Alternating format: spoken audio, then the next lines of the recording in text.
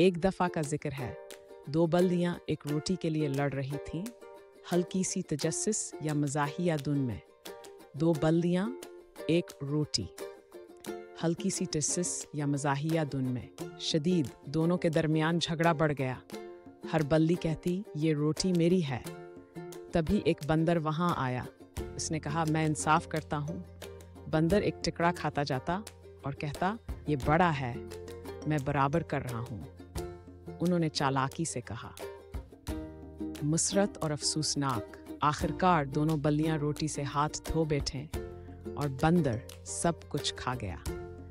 तालीमी अखलाकी सबक, जब दो लड़ते हैं, तीसरा फ़ायदा उठा लेता है। बल्लियों ने शर्मिंदा होकर एक दूसरे को देखा, फिर सर झुका लिया। शायद हमें इब्तिदा में ही समझौता कर लेना चाहिए था। कैट 1 ने पशिमानी के साथ कहा, हाँ, हमने लड़ाई करके गलती की।